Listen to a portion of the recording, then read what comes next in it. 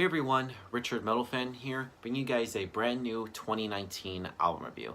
And today we're going to be looking into the new album from one of my personal all-time favorite bands. And as you can see below the title, today we're going to be looking into the new album Berzerker by the band Amon Amarth, which came out today through Metal Blade Records. Now, for those of you who aren't familiar with Amon Amarth, I know pretty much everybody should heard of them if you're a fan of like melodic death metal and stuff. They're a melodic death metal band hailing all the way from Sweden. These guys have been around since 1992. And I discovered Amon Amarth back in like 2000, late 2010, might have been 2011. It was around that time when I was still in high school. I was still like in my transition of still like those gateway bands, but until I heard of Amon Amarth, and they were like sort of like those first bands that really got me into like melodic death metal, like the first bands of like Swedish melodeath. And like it was around the time they put out Surtur Rising, and I was like, wow. And I was like, damn. And I went and checked out all their stuff, and they're pretty good. And like I said, and lyrically, Amon Amarth, like I said, they deal with like Vikings, Norse mythology, and all that good shit. And this new album, Berzerker, is the follow-up to 2016 Jomsviking, which I thought was a pretty good album. But I mean, I thought it was a really good, but does this album like live up or exceed what Jomsviking has? In my honest opinion, I feel like it definitely has. I know like most of Amon Amarth's album is very predictable. Like you could predict what they're gonna do, and sometimes it can be cheesy. But if you just look beyond that, like I just pretty much dig what these guys have done. Production wise, I feel like it's pretty good. Like it's pretty much on the same level as Jomsviking, like that dirty, gritty sounding that Amon Amarth has. And the vocal work. Let's talk about the vocals from Johan Hägg. Johan Hägg's vocals are just really great. Just like his growls and like high kind of like growl screams that he does. It's just insanely good. It's one of my personal favorite for death metal vocalists. Like the way he just growls and death grunts that he does is just fucking brutal. Guitar wise, Olavi Mikkonen and then Johan Soderberg's, like the riffs that they come up with are just great, and just like the leads and just like the guitar tone is just pretty great on this album. The bass is pretty audible. You could definitely hear the bass from Ted Lundstrom. It's pretty well up in the mix. And drumming wise, second album with their current drummer Jake Wahlgren, or however you pronounce his name. His drumming is just really great as always. Like I said, like his first album with the band with Jomsviking replacing Fredrik Andersson, and he does a really great job on there. So yep, without further ado, let's dive into this album track by track. Now the album kicks off with Fafner's Gold, which is opening with somewhat of a classical acoustic arrangement, which is something that's almost unheard of when it comes to like Amon Amarth's history, which is an immediate action that we're about to experience something completely outside of like their realm. And with that being said, the fast-paced track is definitely one that listeners are going to find themselves constantly revisiting, and is a well placed to open the album. And this was actually the first single released off this album. It's kind of like different compared to like stuff that Amon Amarth has done, and I was like, wow, this is pretty good. Anyway, moving on to Crack the Sky, which boasts the trademark that Amon Amarth has created over the years, while providing enough of a lighter tone to create somewhat of an unheard experience, especially for those who would be picking up this album expected non-stop whirlwind headbanging riffs squeezed into every track.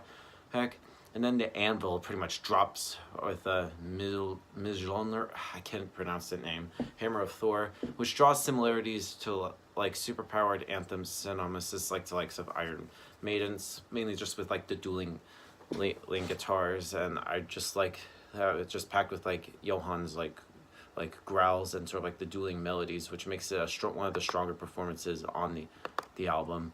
And it just makes a great live track too.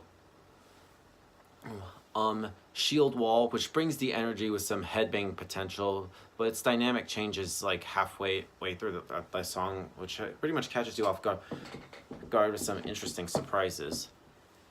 Valkyria, which brings further surprises to the form of melodramatic closing passage led by some piano work, which is not necessarily a new concept, but it does seemingly add a new dimension to the band's sound for this particular song. Raven's Flight, which is a furious fast-paced song, which sets right for the battlefield. It pretty much makes you want to go to war with this song, which is just insane. Ironside. Now the acoustic arrangements continue with like the opening of the the track right here before quickly turning the dial to 11 and going into an absolute riffs of maniacal riffs. Not sure if the juxtaposition of the two sounds work together, but I'm definitely a fan of like the heavier side of this track than of the alternative stuff. Then we go into the Berzerker at Stamford Bridge. Blech, can't try saying that 5 times fast. And pretty much Amon Amarth gives us a vivid and powerful historical tale, taking us back to like 1066 of the Vikings' heroic last stand against the English. And the Ravens have a significant role in Norse legends as a symbol of Odin's favor and victory in battle. When once again we set our sails, Hills has one of the juiciest riffs on the album that is addictive and is very memorable. It is not necessarily typical Amon Amarth style, but it feels right at home with this song. Skull and Hati, which is another shining example that a more familiar Amon Amarth is still present within this album. Just faster paced riffs drenched in heavier tones complement sort of like Heg's vocals superbly throughout this performance and do enough justice to redeem some of the flaws on this album that we've noticed up until this point.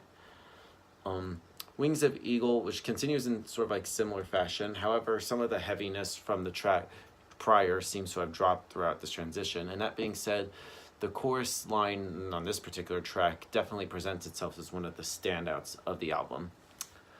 And of course, the album closes with Into the Dark, which begins with a cinematic intro, but retaining a certain heaviness throughout the rest of the song. And this is also kind of like a ballad on here, which is kind of weird here. But this is as close to one as you can find on an album that gives Amon Amarth at its pure best. Now, overall, Berzerker by Amon Amarth is a pretty good album. It shows like some different stuff compared to like their other albums. So if I have to give this album a score, I'm gonna give this probably an 8 out of 10. So yeah, that's my review of the new Amon Amarth, guys. And I'm really looking forward to seeing them in October with Arch Enemy At the Gates. It's gonna be sick. So if anybody's going to that show, I'll see you there. And probably tomorrow I'm going to go see Parkway Drive, Killswitch Engage, and After the Burial. So if anybody's going to that, the Tabernacle, I'll see you there. But anyway, that's my review of the new album Berzerker, guys. Let me know in the comments what you guys think about it. See you all in the next video. And as always, keep it metal.